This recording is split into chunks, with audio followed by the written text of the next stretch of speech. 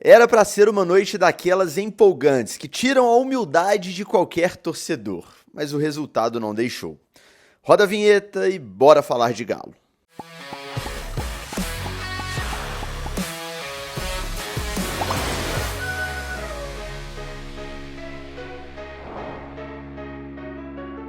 Tudo bem, pessoal? Um grande abraço a você que me acompanha em mais um vídeo aqui no canal do Frossar. Hoje, quarta-feira, dia 17 de julho de 2024, está no ar mais uma edição do Cabeça Fria, a nossa análise pós-jogo, sempre publicada no dia seguinte aos jogos, para dar tempo de todo mundo colocar a cabeça no lugar. E em dias como hoje, isso é muito importante, porque ontem, depois do jogo, meu amigo, eu li cada barbaridade naquele universo paralelo chamado Twitter, agora X, que se a gente for levar a sério aquilo ali, a gente fica doido. Tinha gente pedindo a cabeça do Milito, tinha gente falando que o Hulk e o Paulinho têm que ir pro banco. Já adianto que eu não concordo com nenhuma das afirmativas e claro que a gente tem algumas críticas a fazer, alguns problemas diagnosticados, mas também temos elogios a fazer ao time do Milito no jogo de ontem. Então, com calma, com a cabeça fria, com tranquilidade, nós vamos agora analisar esse Juventude 1, Atlético 1, resultado de ontem no Mané Garrincha em Brasília. Eu ainda estou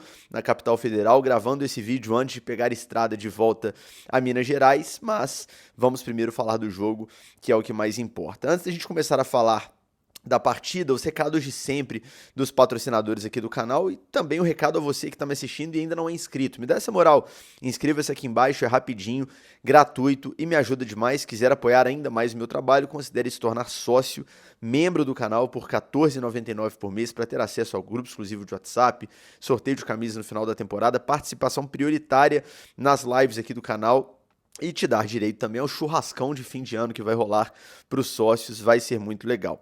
Recado da KTO, se você ainda não fez o seu cadastro, tá dando mole, tá perdendo tempo, faça o cadastro utilizando o cupom FROSSAR, vai te garantir 20% de bônus no primeiro depósito e a primeira aposta, caso você erre, o valor volta para você como bônus para uma nova tentativa, beleza? Apenas para maiores de 18 anos, aposte com responsabilidade. Recado também da Confiax, se você está precisando fazer ou renovar o seguro do seu carro, da sua moto, o melhor caminho é a Confiax. Eu garanto, sou cliente também, o QR Code está aparecendo na sua tela, eles trabalham com a margem mínima, então você não vai encontrar preço melhor de seguro de verdade, gente. Carro, moto, você tem que ter seguro de verdade para ficar tranquilo, proteção completa, melhor preço garantido. Faça o seu orçamento que você não vai se arrepender, beleza?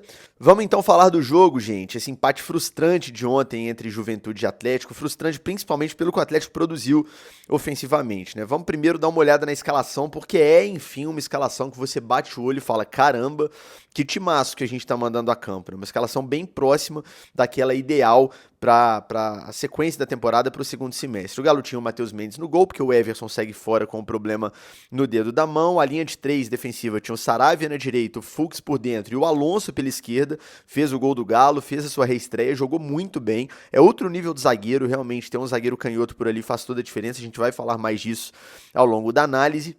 Otávio e Alan Franco eram os meio-campistas mais defensivos, Arana, o ala aberto pela esquerda, Scarpa, o ala pela direita, Bernard como um meia com muita liberdade. Nós vamos falar muito do Bernard, porque para mim foi o melhor em campo do lado do Atlético. Na frente, Hulk e Paulinho, esse foi o time do Galo para enfrentar o Juventude, o melhor time que o Milito tinha à disposição, considerando os jogadores que ele levou para Brasília, para mim, sem a menor discussão. É um time que faz com que o adversário sofra muito defensivamente, porque é um quinteto ofensivo, não dá para chamar de quarteto, é um quinteto, porque a gente tem dois alas extremamente agudos, o Arana e o Scarpa. O Bernard é um meio atacante, é um cara que procura o gol o tempo inteiro, ou joga de forma vertical o tempo todo. Paulinho e Hulk na frente, é um quinteto muito forte, que vai gerar perigo e problemas para qualquer adversário do futebol brasileiro e sul-americano. E como eu disse no Twitter ontem, o desafio do Galo é buscar um equilíbrio defensivo para que a gente consiga tirar tudo que esse ataque tem de positivo para entregar, para incomodar os adversários, mas ao mesmo tempo não sofrer tanto. A gente vai falar bastante desse equilíbrio nessa análise de hoje. Pensando no time ideal para a sequência da temporada, né? Eu acho que poucos jogadores ameaçam posições do time que a gente viu ontem, né? Ameaçam vagas, jogadores que atuaram ontem em Brasília. O Everson, sem dúvida nenhuma, quando voltar, acho eu que vai retomar a posição de titular no lugar do Matheus Mendes. O Lianco é um zagueiro que pode entrar no time. Eu acho que talvez ameace essa posição ali do Saravia, né? O zagueiro pela direita. O Lianco pode fazer essa função. Já atuou por ali, mais pela direita na Europa. E eu acho que pode sim ameaçar essa posição. O Fausto Vera, que já tá no bid, já tá regularizado. E eu acho que já tem chances de estrear contra o Vasco no fim de semana, porque vinha treinando normalmente no Corinthians. Pode ameaçar, sem dúvida nenhuma, uma vaga no meio. Talvez a vaga do Franco, eu acho que o Otávio não sai desse time. E o Zarate também, quando tiver 100% fisicamente, também acho que é um jogador que pode, né, incomodar ali algum desses titulares no jogo de ontem e brigar por uma posição. Mas fora isso, pessoal, eu acho que o time dificilmente vai fugir disso. Talvez o Batalha também, tá? Brigando por uma posição ali com o Fux. Eu vejo o Batalha mais brigando na zaga do que como volante, apesar de ser uma opção também ao Milito, né, na proteção ao meio campo. Então, Batalha, Lianco, Fausto Vera, Zarate e Everson. Acho que são jogadores que não atuaram ontem, que podem entrar nesse time titular. Tirando isso, o time vai ser esse mesmo, imagino, o time base para a sequência da temporada, pensando nos jogos mais importantes, né, mata-mata de Libertadores. O Alonso será o titular na zaga pela esquerda. O Atlético, acredito eu, que vai ter o Otávio como titular no meio-campo, ele mais um. Vai ter Arana de um lado, vai ter Scarpa do outro, vai ter o Bernard por dentro, vai ter Paulinho e Hulk na frente. Isso tudo a gente já teve ontem.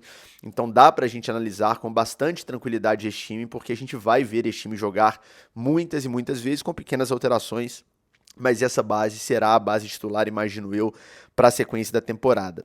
Jogo no Mané Garrincha, pouco menos de 10 mil torcedores compareceram ao estádio na capital federal, estádio muito bonito, eu falei isso na nossa live pré-jogo ontem. Para mim, dos estádios que foram reformados ou construídos para a Copa do Mundo de 2014 no Brasil, o Mané Garrincha é o mais bonito. Quem já esteve no estádio sabe o que eu estou falando, é um estádio lindo, muito imponente, aquela cobertura num formato circular ali deixa tudo ainda melhor, é um estádio gigantesco para 72 mil pessoas, então você coloca 10 mil pessoas no estádio desse, realmente dá uma impressão que está totalmente vazio, você bate o olho assim de longe, parece que tem 3 mil, 4 mil, mas não, tinham quase 10 mil pessoas no Mané Garrincha. Claro que podia ter mais gente, seria legal ver o estádio mais lotado, mas é longe de BH, a gente viu ali o público, eu conversei com muita gente do interior de Minas, muita gente que mora em Brasília ou mora em Goiânia, que é uma cidade também próxima, que dá para fazer um bate-volta, ir pro jogo e voltar. Então, é um público muito legal, porque é um torcedor que não tá tão acostumado a ver o clube no dia a dia, né? E aí ele realmente vive o dia do jogo, diferente um pouco do torcedor de BH. Então, horas depois do jogo, o resultado foi frustrante. Eu tava aqui no meu hotel, que é do lado do hotel que o Atlético ficou hospedado. Eu tava ouvindo uma galera gritando galo na rua. Com certeza, naquele típico cenário ali que um atleticano passa pelo outro, vê o outro com a camisa do Galo e grita galo, buzina, né? E um jogo normal, que o Atlético não conseguiu a vitória. Mas é legal também dar essa oportunidade a esses atleticanos que não estão tão próximos do clube, para que eles vivam um pouco mais ali o dia de jogo e tenham um contato com os jogadores, como foi na porta do hotel, né, antes de ontem, na chegada da delegação, na segunda-feira, e foi muito legal também esse momento. Então é bem legal assim ver a paixão do torcedor espalhado pelo Brasil e pelo mundo. Nesse caso foi em função de uma venda de mando do Juventude, não foi uma ação do Galo, mas que bom que os torcedores do Galo tiveram essa experiência. Uma pena que não foi carimbada ali pela vitória, porque seria justa, sem dúvida nenhuma, caso viesse para o time do Milito ontem. Vamos lá então, pessoal, começar aqui a análise do jogo. Eu vou fazer a análise de hoje de uma forma mais cronológica, mas dentro da cronologia vou falar de algumas coisas mais macro, assim, né, de algumas análises individuais ou do time como um todo para vocês. A primeira chance de perigo do jogo ali foi uma cobrança de falta do Jean Carlos do Juventude aos 6 minutos. Matheus Mendes fez uma boa defesa e aos 8 já teve uma primeira associação interessante ali do Scarpa com o Bernard, né? O Bernard, pessoal, para mim foi o melhor em campo, fez uma partidaça. É um jogador que atua por dentro, mas que ele dá a opção em todo o campo. Ele aparece para jogar na direita, é uma opção muito interessante do famoso jogo apoiado, que é o quê? Aproximar do jogador que está com a bola para dar uma opção de passe, para fazer uma triangulação, para o time progredir em campo através de toque de bola, né? Sem bola longa, o Bernard facilita muito esse jogo apoiado do Atlético. Em alguns momentos apareceu também dando opção para jogar pelo outro lado, pelo lado esquerdo.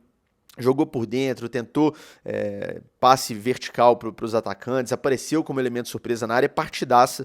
Aos 8 minutos ele faz uma movimentação em diagonal, buscando já a entrada da área ali pela direita, o Scarpa acha um lindo passe para ele dá um lindo drible no adversário já dentro da área, rola para trás, e aí o Franco acaba isolando, e aqui não dá para tratar esse lance como uma chance perdida, meu Deus, o Franco isolou, que finalização tenebrosa, porque se você pega o replay, você vê que a bola vem quicando, o gramado não estava em boas condições, uma grama muito baixinha, e para a grama ser muito baixinha e a bola rolar, ela tem que estar um tapete, tem que estar realmente sem imperfeições, e não era o caso do gramado do Mané Garrincha. Então quando a grama é baixa e tem ali as suas falhas, resulta no famoso montinho artilheiro que ontem apareceu em vários lugares ali do campo. Então a bola do Bernardo, ela vem forte, porque se ela vem fraca, alguém interceptar, não tinha como, ele tinha que dar o passe mais firme mesmo, só que ela vem quicando, e é uma bola que vem com muita força e quicando, o jogador pega de primeiro, o normal é essa bola ir para longe mesmo, quem já jogou bola, mesmo como peladeiro aí sabe do que eu tô falando, foi o que aconteceu, o Franco bateu de primeira, a bola isolou, o Franco até faz um gesto assim,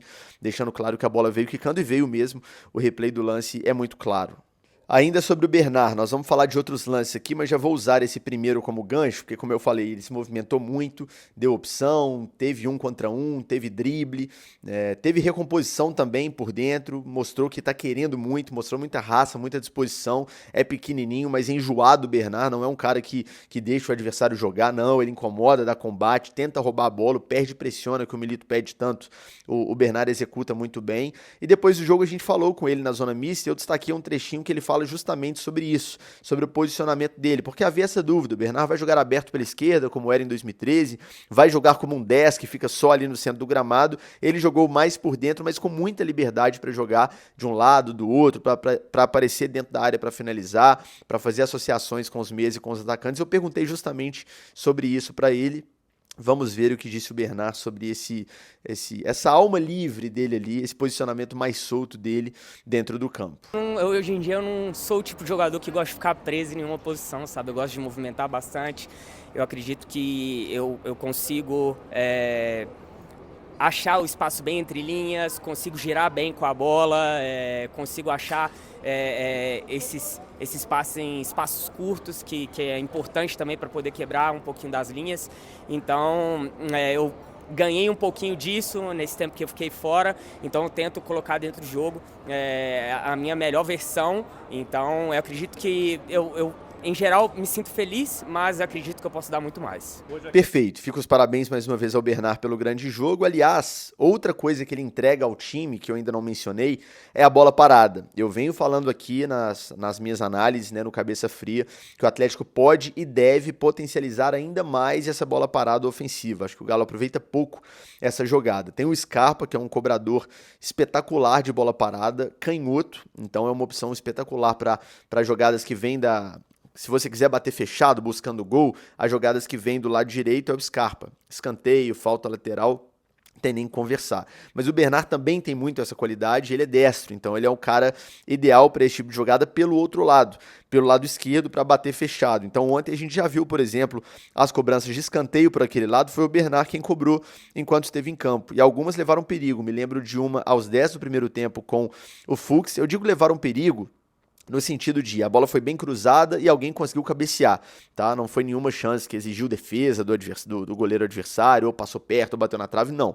A bola do Fux, inclusive, passou muito longe, eu acho até que ele tentou casquinhar para o segundo pau do que fazer o gol, né? A ideia era casquinhar. Mas já é um avanço pra gente que viu o Atlético por um período aproveitar tão pouco a bola parada ofensiva, ou quase nada.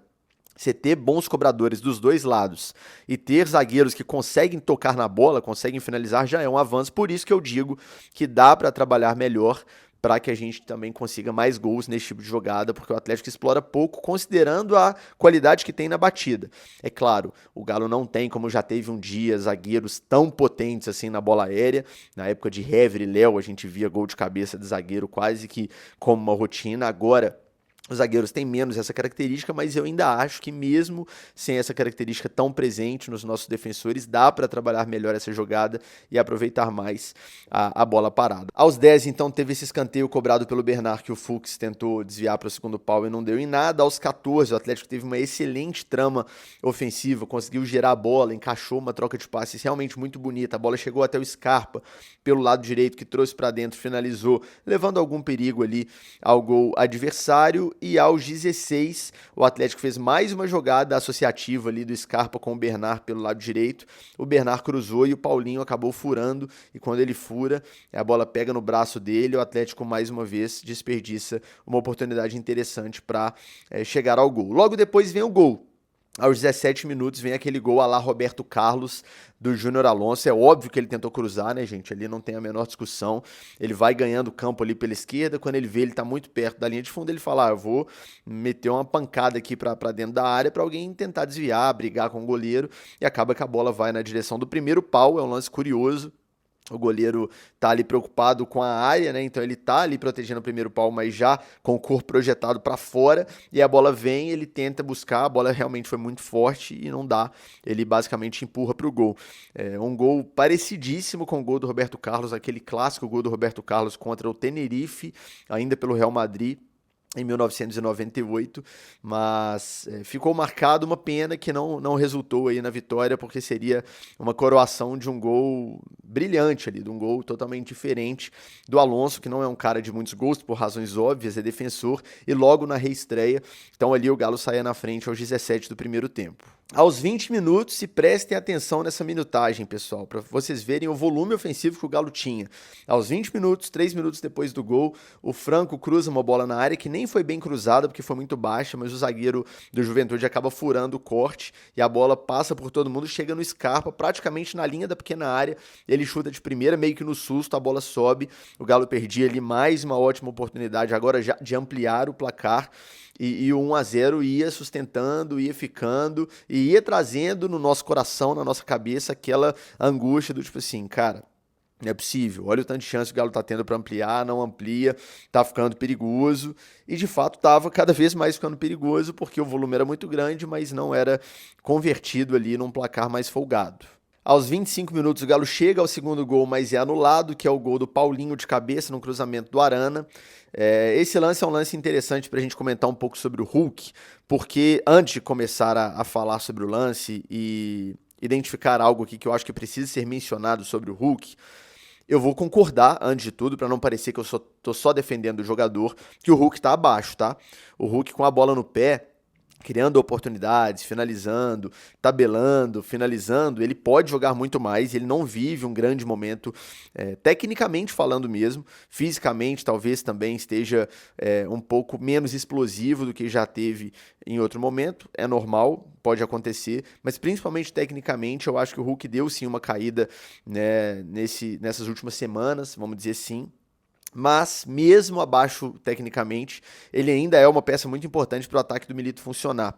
E eu não vou, de forma alguma, defender aqui que o Hulk tem que ir para o banco, porque eu não concordo com essa afirmativa, tá?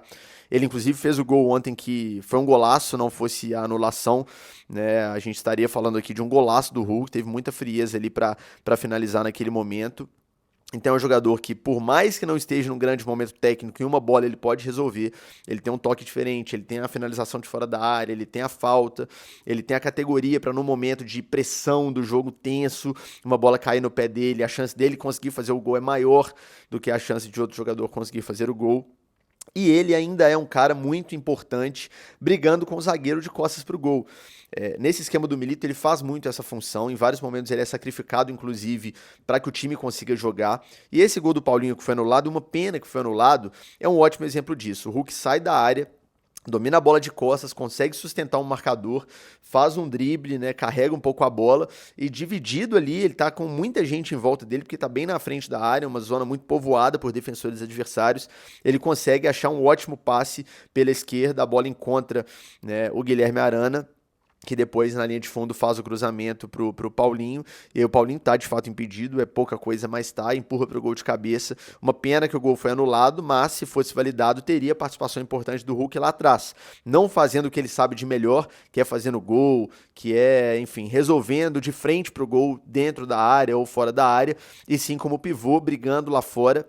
Não é a melhor versão do Hulk, como eu já disse, mas mesmo sem ser a melhor versão, ele ainda é um jogador importante para o time. Fica a torcida para que ele recupere o grande momento técnico que ele já viveu, e eu acredito que sim vai recuperar. Eu não concordo também com essa galera que já parte por extremismo. O Hulk acabou, agora ele virou um atacante normal. Não acho. O Hulk é craque de bola e vai reencontrar a sua melhor fase. O Milito sempre fala que os grandes jogadores, os caras como ele, aparecem quando o time mais precisa. Vocês vão lembrar que não tem muito tempo, tem semanas, o Galo ganhou um jogo do Internacional lá em Criciúma, fora de casa, numa jogada individual do Hulk, praticamente no último lance do jogo, né, cruzando para o gol do Rômulo de cabeça. Então, não dá para dizer que em semanas o futebol do Hulk evaporou, não evaporou, e ele de verdade não está, né, nos seus melhores momentos tecnicamente falando, mas vai recuperar a condição técnica, tenho certeza disso. Aos 28, o Scarpa acha um lindo lançamento para o Hulk, que sai até em boa condição, mas estava bem marcado ali, finaliza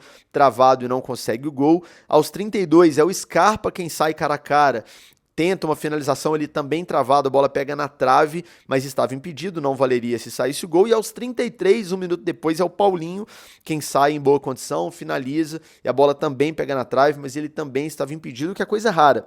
Já elogiei aqui muitas vezes no Cabeça Fria a movimentação do Paulinho nesse facão, né, atacando a profundidade, atacando as costas da zaga adversária, é muito bem feito, ele tem a manha mesmo, tem a senha desse tipo de jogada, dificilmente ele sai antes da hora e fica impedido. Nesse caso ele estava impedido, e ainda bem que não saiu o gol, porque ali a gente comemoraria muito e a arbitragem certamente anularia o lance. Aos 35 tem um lance que particularmente me incomodou um pouco, que é um lance que o Bernard rouba uma bola no ataque, o Atlético tem 3 contra 3, sendo que os 3 nossos de ataque eram Bernard, Paulinho e Hulk, e os 3 defensores do Juventude. Então assim, você tem um lance de transição, você já está no campo de ataque, você está em igualdade numérica, por mais que os zagueiros do Juventude tenham ido bem, aliás, vale um elogio aqui à defesa do Juventude, o time do Roger Machado é muito bem treinado, é um time que ocupa os espaços muito bem, tem uma transição defensiva muito encaixadinha, o time perde a bola rapidamente, está todo mundo na posição, todo mundo marcando o seu, não à toa, não perdeu para ninguém nesse Campeonato Brasileiro jogando como mandante, é um time que faz uma campanha segura, acabou de eliminar o Internacional na Copa do Brasil. Então muita gente avalia só a camisa.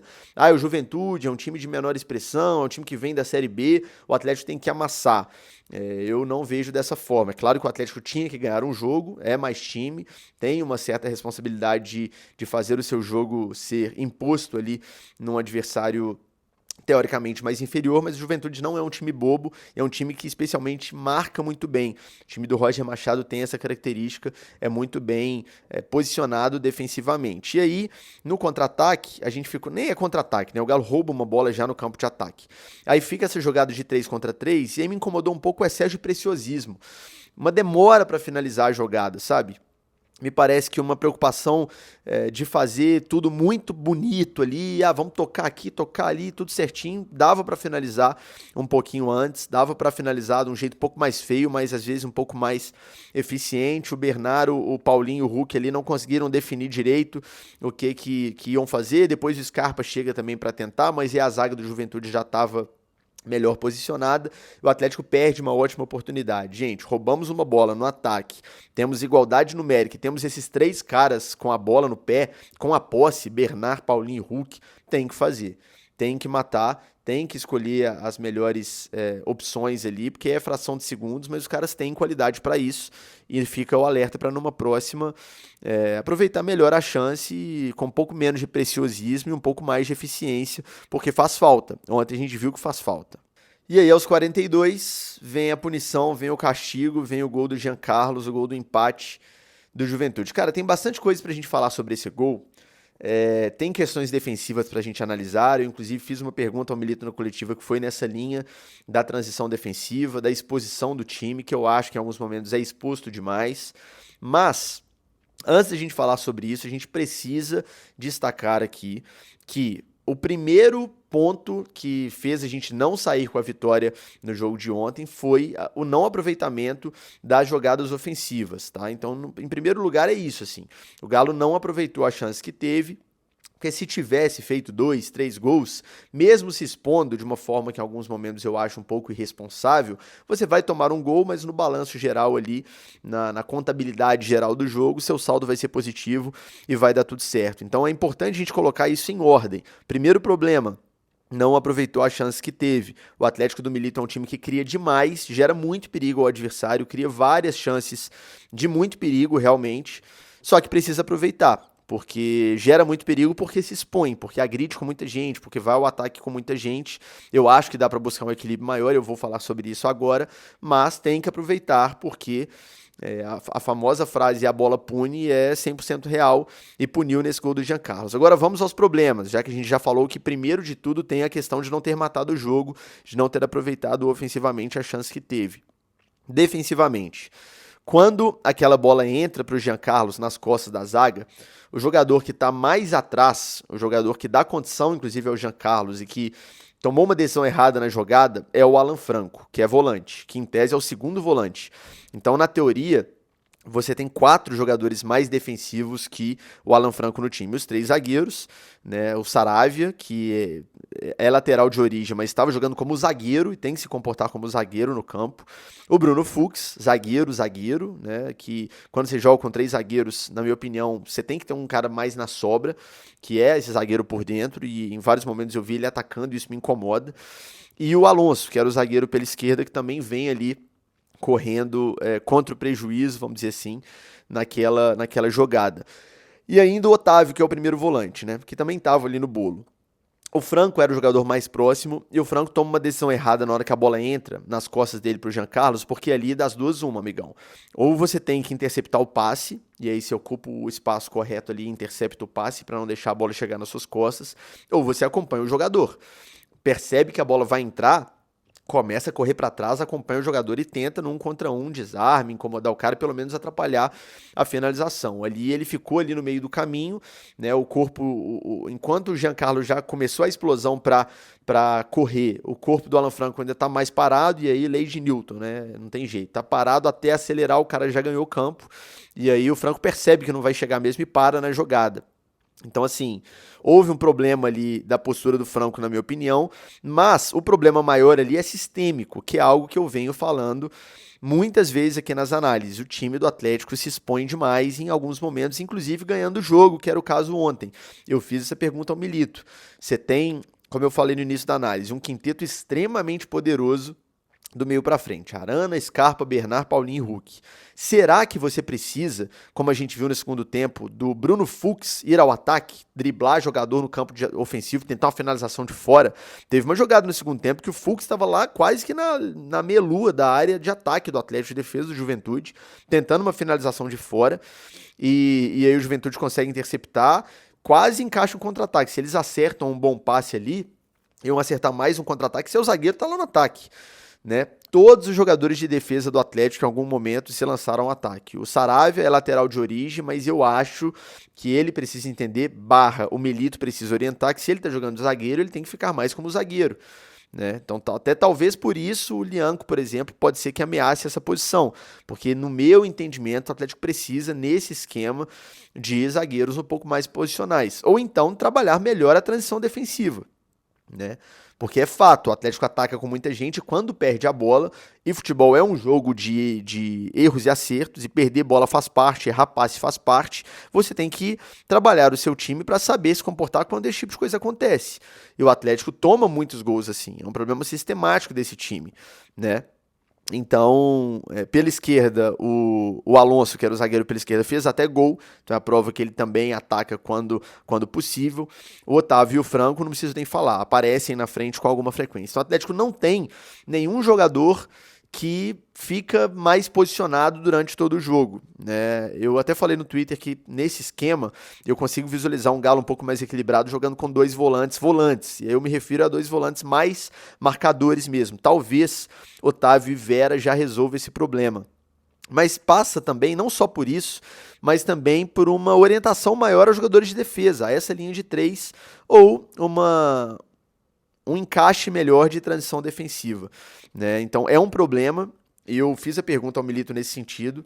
A minha pergunta foi exatamente essa. Olha, você tem um quinteto extremamente ofensivo e mesmo assim, mesmo ganhando o jogo, a gente vê seus defensores atacando. A gente viu o Fux lá no ataque tentando finalização de fora da área. A gente viu o Alonso fazendo até gol. O Saravia é lateral e tem hora que ele incorpora o lateral e vai lá buscando a linha de fundo. O Otávio vai, o Franco vai. No caso dos meio-campistas eu critico menos, porque a transição ofensiva também tem que existir, né? O time também tem que carregar essa bola da defesa ao ataque, e os volantes têm papel importante nisso. Eu só acho que a transição defensiva ela não tá tão encaixada assim, e exageradamente o time ataca com defensores, sendo que no meu entendimento, pela qualidade que tem na frente, não precisa, muito menos ganhando o jogo. Muito menos ganhando o jogo. Você tá ganhando o jogo por 1-0, você tem esses 5 caras que eu citei na frente, você não precisa ter o Saravia dando opção toda hora lá na linha de fundo pela direita. Deixa o cara mais conservador atrás. Você não precisa ter os 2 volantes subindo juntos, deixa um cara mais resguardado e o outro aparece para dar uma opção para jogar, principalmente ganhando o jogo. Mas foi essa pergunta que eu fiz ao Milito.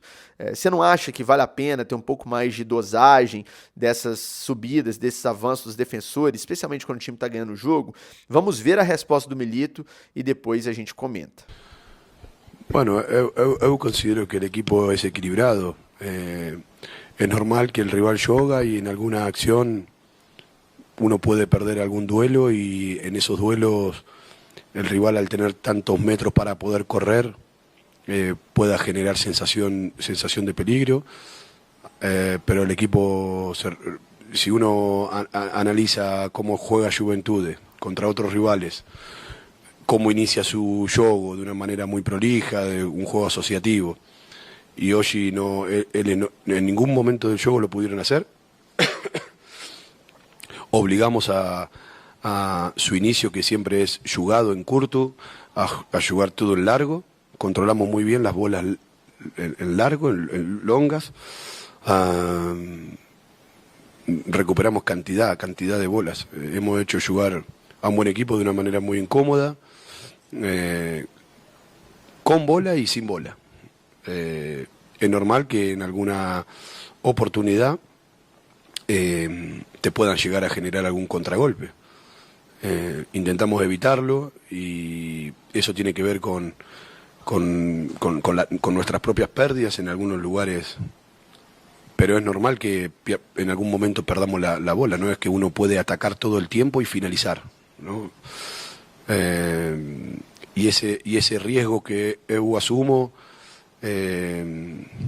estoy dispuesto a seguir haciéndolo porque tiene que ver con mi idea de juego y tiene que ver con mi manera de sentir el fútbol. Ahora, después, cada juego lo analizamos y ajustamos alguna que otra cosa de cara al futuro, pero para mí jugar bien al fútbol es lo que nosotros hacemos.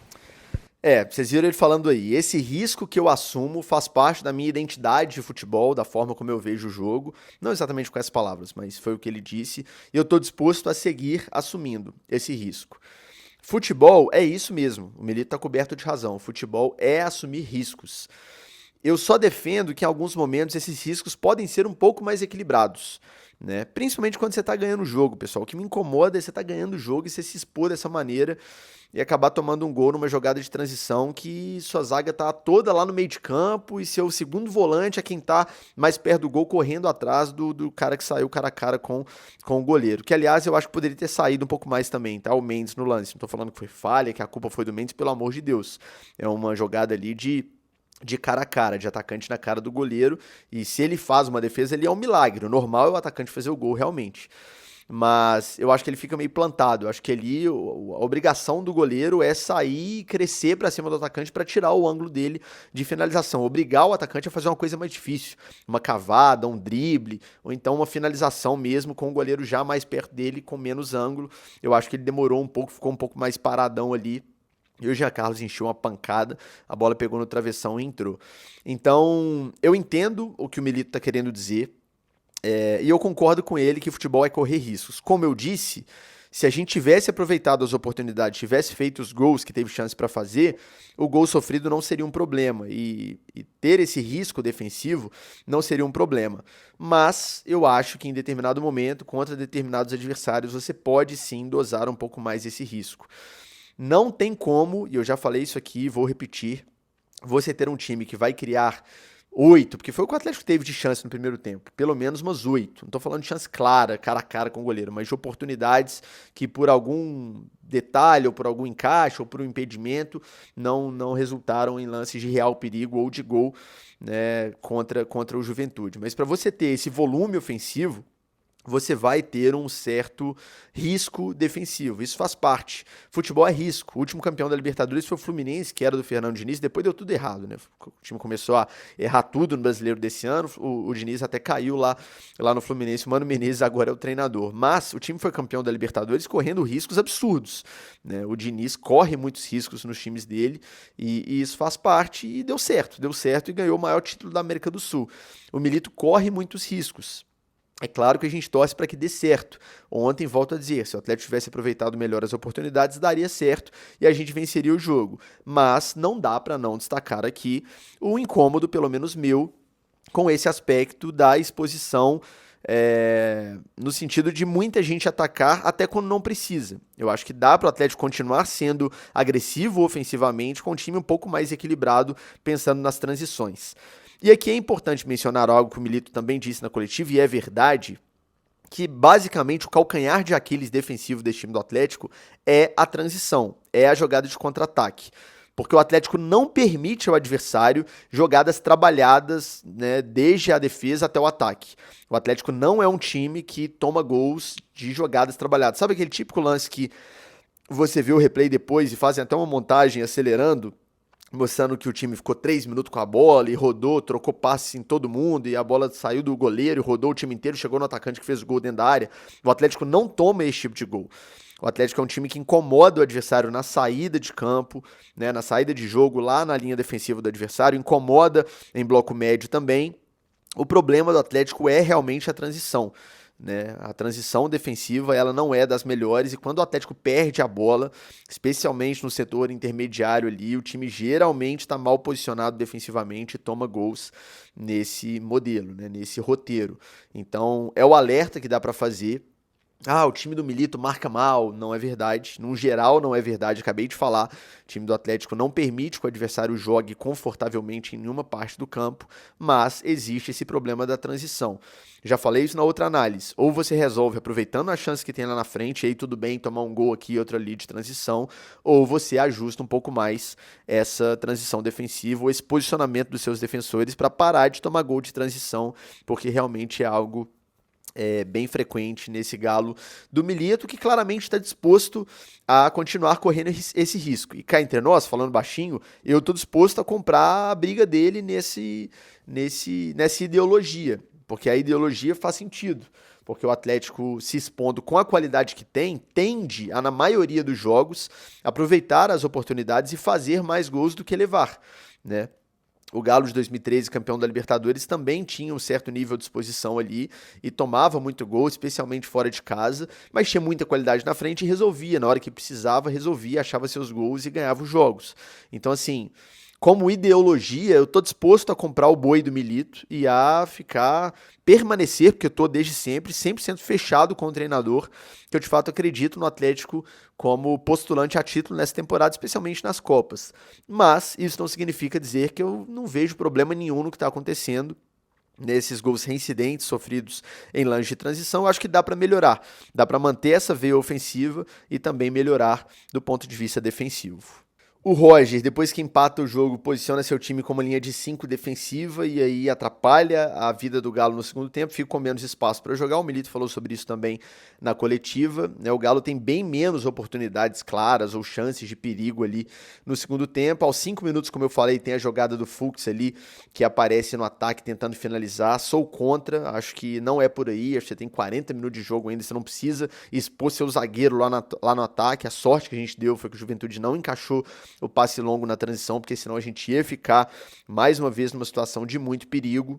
Aos 6, o Arana conseguiu uma jogada pela esquerda, cruzou rasteiro e o Hulk isolou. Mais ou menos a mesma situação que eu falei do lance do Franco no início do primeiro tempo. A bola vem cruzada, muito rápida, o gramado não é dos melhores, o jogador chuta de primeira. O normal é a bola subir nesse tipo de jogada realmente. Aos 11 tem o escanteio que eu mencionei que o Bernard cobra e que o Alonso tenta a finalização e passa sem muito perigo. E aos 17 tem o gol do Hulk, que foi anulado. Foi falta do Franco? Cara, eu acho que para responder essa pergunta, a gente precisa entender, e isso é entender mesmo, não é aceitar, porque isso é um fato desde que mundo é mundo, desde que samba é samba, que falta de ataque e pênalti são diferentes. Na regra não são, mas na prática são. Se houvesse aquele encontrão ali, né? Exatamente o que houve do Franco com o adversário. Se fosse o contrário, o adversário dando aquele empurrão ali no Franco, aquela trombada, nem foi um empurrão, foi mais uma trombada ali que qualquer coisa, não seria pênalti. Não seria pênalti. O juiz não daria pênalti naquele lance. Como sendo uma falta de ataque, é falta. A mesma coisa vale para primeiro amarelo e segundo amarelo. É legal ver que algumas pessoas ainda têm a inocência de falar não, mas tá na regra, se é para amarelo, é para amarelo. Quando o cara já tá pendurado com o cartão amarelo, o segundo amarelo tem que ser um amarelo forte, tem que ser um lance assim, que é indiscutível para amarelo para o cara receber o segundo e ser expulso. Qualquer pessoa que acompanha minimamente futebol sabe disso. É diferente o critério para um segundo amarelo em relação ao primeiro amarelo e é diferente o critério de uma falta de ataque para uma jogada de pênalti. Dariam pênalti se fosse o contrário? Se fosse aquele encontrão, o Franco caindo? Não dariam. Se o Galo tivesse tomado um gol com o nosso zagueiro indo ao chão com o encontrão daquele, do jogador adversário, a gente ia reclamar pedindo falta? Ia reclamar. Então, assim, não acho nenhum absurdo a marcação da falta ali, justamente por esse contexto. O Franco não foi no cara e empurrou o cara no chão, foi um encontrão ali, o Franco tava olhando pra bola, beleza. Mas fato é que o cara desequilibrou e foi ao chão graças à ação do Franco. Então, na hora que sai o gol, um golaço do Hulk, como eu já falei, eu já sabia que seria anulado ali. Eu vi o lance sem ver o replay, eu nem consegui comemorar. Achei o gol muito bonito, mas já fiquei esperando, porque eu sabia que o juiz ia até o monitor ver, porque é um lance interpretativo, não é aquele lance que o VAR só avisa que foi ilegal, e que ia anular. É básico e volto a dizer, se fosse o contrário, a gente pediria anulação também. Depois o tempo passa ainda mais e o Atlético volta a correr cada vez mais riscos, né? Nas substituições. O Milito coloca o time totalmente pro ataque e aí, pessoal, é o que tem que fazer mesmo, né? Você tá num momento que você tá empatando um jogo que você tinha tudo para ganhar, você tem que correr riscos. Ele coloca o Vargas no lugar do Franco e depois coloca o Kardec no lugar do Alonso. Coloca o time extremamente para frente, buscando achar um gol, buscando um resultado ali. Na final do Mineiro, todo mundo achou lindo o que ele fez. O Galo ficou com um zagueiro só, se expôs totalmente contra o Cruzeiro, conseguiu ganhar o jogo, fez ali os gols e ganhou por 3-1. Todo mundo achou maravilhoso, mas correu um risco. O Cruzeiro poderia encaixar uma jogada de contra-ataque, fazer mais o gol, o Galo perder a final e perder o título. Tenho certeza que todos vocês comemoraram muito aquele título. Vai dar certo em alguns momentos, acho eu que na maioria dos casos, e vai dar errado em outros. Errado seria tomar um gol no contra-ataque e perder o jogo. O Atlético flertou com isso. Teve uma jogada, salvo engano, aos 34 ali, que o Luiz Oyama finaliza uma bola por cima numa transição ali do Juventude, que a zaga do Galo estava mais uma vez desorganizada. Uma jogada que vem pela direita, vem cruzada, alguém ajeita para o Luiz Oyama, que até tem boa condição para finalizar, mas chuta para cima. Nesse caso, o Galo correu riscos para tentar fazer o gol e quase fez também no lance do Vargas, né, mais na reta final do jogo, que ele consegue dar um corte ali, tirando a bola do defensor e finalizar rasteiro. Um zagueiro do Juventude tira praticamente embaixo da linha, o goleiro já tinha ficado para trás, e também quase tomou o gol no contra-ataque no lance do Luiz Oyama. Quando você assume esse tipo de risco, se aumenta a chance de fazer um gol lá na frente, aumenta a chance de tomar um gol lá atrás. Nesse caso de ontem, nenhuma coisa aconteceu, nem a outra, e 1-1 durou até o final do jogo. O Palácios também entrou no lugar do Bernard, o Scarpa tentou mais uma jogada de fora da área, o próprio Bernard também teve uma finalização de fora da área, o Vargas teve uma bola no segundo pau, no cruzamento do Hulk no escanteio, que ele cabeceou já no finalzinho do jogo, e a bola também não entrou. O Atlético acabou amargando aí esse 1-1, esse resultado sem dúvida nenhuma frustrante pelo que foi o jogo. Era jogo para vitória, era jogo para 3 pontos. Fica como elogio e como ponto positivo e como algo promissor o volume de jogo ofensivo que o time do Milito teve, impressionante que o Atlético produziu com bola, especialmente no primeiro tempo. Volto a dizer, Arana, Scarpa, Bernard, Paulinho e Hulk vão criar problemas para qualquer adversário do futebol sul-americano, vocês podem ter certeza disso.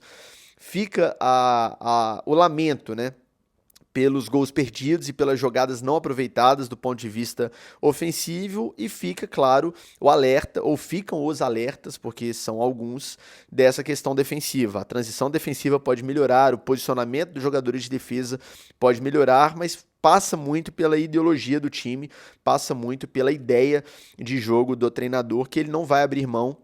E como eu disse, eu estou disposto a comprar o boi dele, eu estou disposto a apoiar o trabalho do treinador, porque acho que a longo prazo vai dar mais certo do que errado. Vai dar errado em alguns momentos.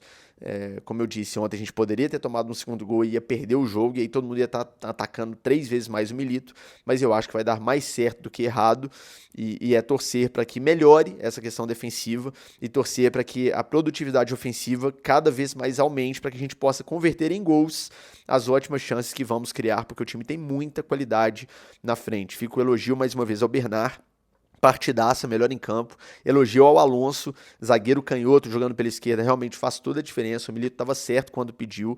É um cara que tem muita tranquilidade para jogar. Quando a bola está no pé, você vê que a bola não queima no pé dele. Sai jogando com sobriedade, dá uma opção de passe toda hora. Quando vai à frente, sabe o que fazer também, sabe se posicionar pelo lado do campo. Jogador realmente de outro patamar, assim, jogador com nível de experiência, de hierarquia muito acima da média, que vai nos ajudar muito. Tomara que seja peça decisiva para a conquista de títulos, como foi em 2021. Tanto ele quanto o Bernard, que também foi campeão da Libertadores em 2013. Eu até vi alguns rivais ou gente na internet tentando zoar o Bernard. Porque é o jogador que estava no 7-1. Porque é o 6-1 do Cruzeiro. Gente, o Bernard é campeão da Libertadores, tá? Como protagonista. Jogou muita bola no Galo de 2013. Ninguém tá nem aí pro que ele fez com a camisa da Seleção Brasileira ou pro que ele fez no Brasileiro de 2011, quando era um menino recém-subido da base. O Bernard é campeão da Libertadores, protagonista naquela conquista. Jogou muita bola nesse retorno ao Galo. E vai ser peça importante em busca, quem sabe, do Bi da América, que é a principal competição do calendário do Galo, é a competição que eu particularmente estou mais animado, até pelo chaveamento também. São Lourenço, depois Grêmio ou Fluminense, 2 times que estão mal, se passar do São Lourenço, obviamente, máximo respeito ao time argentino, uma coisa de cada vez. E depois, aí sim, a gente já estaria, caso a gente passe por uma eventual quartas de final, uma eventual fase de quartas de final, a gente já estaria a 3 jogos do sonho aí do Bi da Libertadores. Esse time tem qualidade para isso, tem problemas? Tem, mas o de 2013 campeão também tinha. Todo time tem problemas, todo time tem suas potencialidades e tem suas fragilidades, que a gente consiga potencializar cada vez mais o que a gente tem de positivo e melhorar um pouquinho, dar uma amenizada nos problemas. Eu tô fechado com o Milito. Não significa que eu concorde com tudo que ele faz. Destaquei aqui nesse vídeo alguns pontos que eu acho que podem melhorar, mas eu acredito que o Atlético é sim candidatíssimo a títulos nessa temporada. Eu vou seguir apoiando, vou seguir acompanhando e vou seguir torcendo para que a gente siga crescendo com o treinador. Domingo tem Vasco da Gama, jogo na Arena MRV, estaremos lá acompanhando antes, durante, depois, e tomara que, comemorando depois do jogo, mais uma grande vitória do Galo na temporada. Infelizmente aqui em Brasília não deu, mas no domingo, se Deus quiser, vai dar. Viva o Galo, viva o Clube Atlético Mineiro. Obrigado você que me acompanhou até o final desse vídeo. Deixa o like, se inscreva no canal, compartilhe o conteúdo com os amigos e até o próximo vídeo. Valeu, saudações!